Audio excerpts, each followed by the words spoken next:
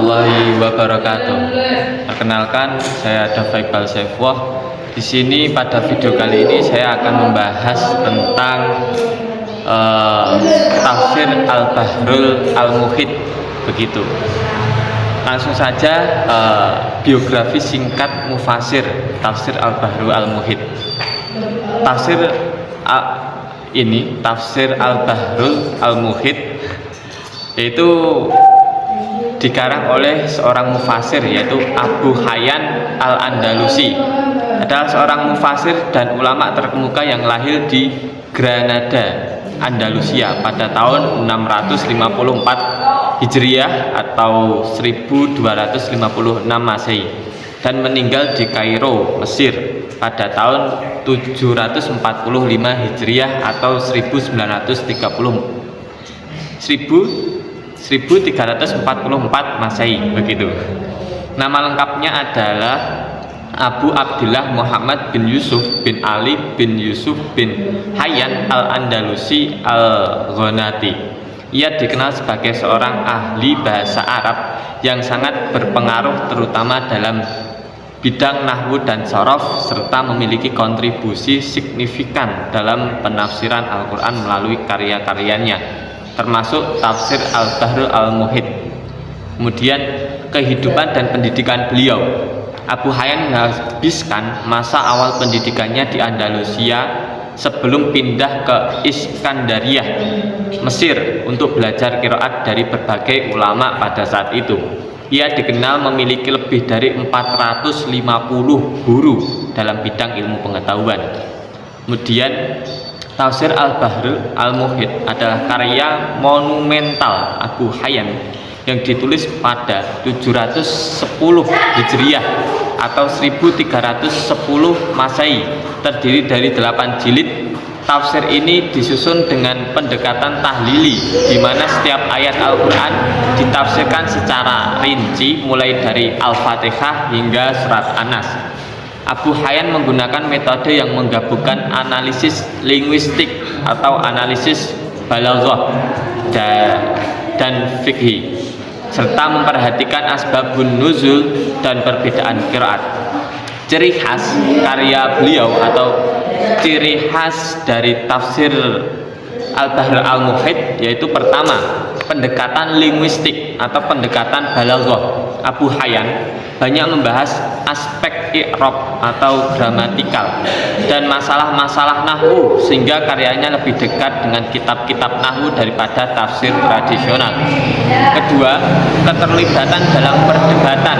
Ia sering mengemukakan dan mendiskusikan perbedaan pendapat di kalangan ahli nahwu, menunjukkan kedalaman analisisnya. Kemudian ketiga, kritik terhadap riwayat.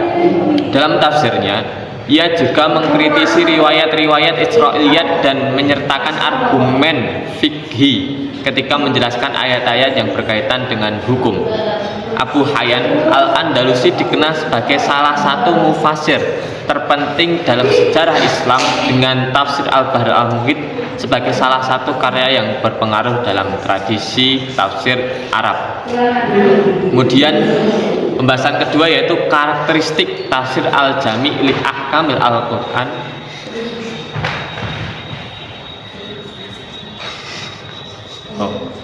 Kemudian kedua yaitu latar belakang penulisan tafsir Al-Bahrul Al-Muhit. Yang pertama yaitu tafsir Al-Bahrul Al-Muhit merupakan karya monumental yang ditulis oleh Abu Hayyan Al-Andalusi pada tahun 710 Hijriah atau 1310 Masehi. Penulisan ini dipengaruhi oleh berbagai faktor yang mencerminkan latar belakang ilmuwan dan konteks sosial budaya pada masa itu.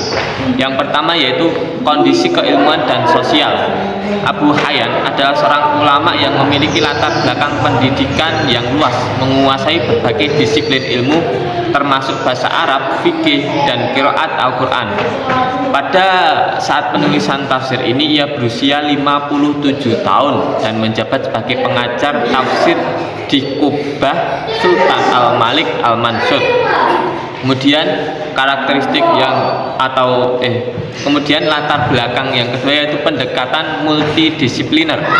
Tafsir Al-Bahrul Al-Muhit ditulis dengan pendekatan multidisipliner, menggabungkan analisis linguistik dengan pemahaman fikih. Abu Hayyan menggunakan metode tahlili, yaitu menafsirkan ayat demi ayat secara rinci dari surat Al-Fatihah hingga surat An-Nas. Ketiga yaitu kedalaman analisis linguistik. Salah satu ciri khas dari tafsir ini adalah fokusnya pada aspek kebahasaan. Abu Hayyan sangat memperhatikan i'rab, gramatika dan kaidah bahasa Arab dalam penafsirannya. Hal ini menjadikan tafsirnya tidak hanya menjadi tafsir teks, tetapi juga sebagai tafsir linguistik atau tafsir bahasaan yang mendalam. Latar belakang yang keempat yaitu keterkaitan dengan masalah-masalah isu kontemporer. Abu Hayyan menulis tafsir ini dalam konteks permasalahan yang dihadapi oleh masyarakat Islam pada masanya. Ia berusaha menjelaskan ayat-ayat Al-Quran dengan mempertimbangkan kondisi sosial dan politik yang ada, sehingga tafsirnya relevan dengan situasi yang dihadapi umat Islam pada saat itu. Kemudian yang kelima atau yang terakhir, latar belakang atau faktor-faktor penulisan, yaitu terakhir tafsir Al-Bahrul Al-Muhit tidak hanya menjadi rujukan penting dalam studi tafsir, tetapi juga mempengaruhi perkembangan pemikiran hukum Islam. Karya ini menggabungkan aspek-aspek tradisional dengan pendekatan baru dalam penafsiran, menjadikannya salah satu karya klasik dalam khazanah ilmu tafsir. Kemudian pembahasan selanjutnya yaitu sistematika penulisan tafsir Al-Bahrul Al-Muhit. Sistematika penulisannya yaitu berikut. Yang pertama yaitu metode tahlili. Abu Hayyan menggunakan metode tahlili dalam penulisan tafsir ini, yang berarti ia menafsirkan setiap ayat secara rinci dan bertahap. Kemudian kedua yaitu pendekatan kebahasaan. Tafsir ini sangat menekankan aspek kebahasaan, termasuk yang pertama i'rab, kemudian yang kedua makna kata, kemudian yang terakhir yaitu qiraat. Kemudian yang ketiga yaitu sistematika penggunaan sumber. Abu Hayyan menggunakan sumber yang pertama dari Al-Quran, kemudian hadis, kemudian pendapat ulama. Yang keempat yaitu asbabun nuzul. Setiap penafsiran seringkali disertai dengan penjelasan mengenai asbabun nuzul atau sebab-sebab turunnya ayat. Yang kelima yaitu analisis fikih. Tafsir ini juga mencakup analisis hukum-hukum Islam yang relevan dengan ayat-ayat tertentu. Abu Hayyan mengaitkan tafsirnya dengan praktek hukum, menjadikan sebagai referensi dari para ahli fikih. Keenam yaitu keterkaitan ayat. Abu Hayyan menunjukkan keterkaitan antara satu ayat dengan ayat lainnya atau munasabah, serta hubungan antar surah, sehingga pembaca dapat memahami Al-Quran secara sistematik. Kemudian yang ketujuh yaitu struktur penyajian. Penyajian tafsir dilakukan dengan cara yang teratur. Setiap ayat dicantumkan terlebih dahulu, kemudian penjelasan mengenai makna, i'rab, dan konteks diikuti oleh analisis yang lebih mendalam. Kemudian pengelompokan beberapa ayat dalam satu pembahasan jika dianggap relevan. Dengan pendekatan ini, tafsir Al-Bahrul Al-Muhit tidak hanya menjadi referensi dalam studi tafsir, tetapi juga sebagai sumber penting dalam perkembangan ilmu bahasa Arab dan hukum Islam. Kemudian pembahasan selanjutnya yaitu metode, sumber, dan corak penafsiran tafsir Al-Bahrul Al-Muhit. Metode penafsirannya yaitu yang pertama menggunakan pendekatan linguistik. Abu Hayyan sangat memperhatikan aspek kebahasaan dalam penafsirannya. Kemudian kedua yaitu penggunaan asbabun nuzul atau sebab-sebab turunnya Al-Quran. Kemudian ketiga yaitu analisis fikih. Tafsir ini juga mengandung analisis hukum-hukum Islam, di mana Abu Hayyan mengaitkan ayat dengan praktek hukum yang relevan. Kemudian keterkaitan ayat. Abu Hayyan menunjukkan hubungan antara satu ayat dengan ayat lainnya, sehingga pembaca dapat memahami konteks keseluruhan.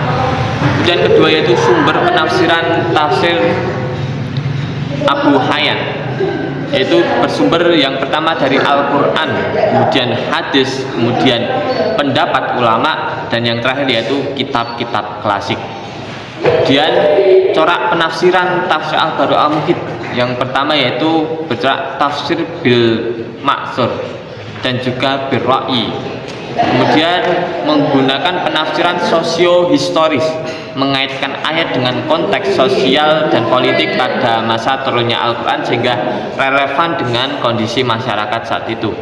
Kemudian penafsiran sistematik, menyusun penafsiran dengan memperhatikan keterkaitan ayat dengan surah sehingga membentuk pemahaman yang lebih utuh. Kemudian pembahasan yang terakhir yaitu kelebihan dan kekurangan tafsir Al-Bahrul Al-Muhit. Kelebihannya yaitu pendekatan multidisipliner. Tafsir ini menggabungkan berbagai disiplin ilmu termasuk linguistik, fikih, dan qiraat. Kemudian kelebihan kedua, detail dalam analisis linguistik. Kemudian ketiga, menggunakan metode tahlili, di mana setiap ayat ditafsirkan secara mendalam dan sistematik. Ini membantu pembaca memahami konteks dan makna ayat yang lebih baik. Kemudian kelebihan yang keempat yaitu referensi yang luas.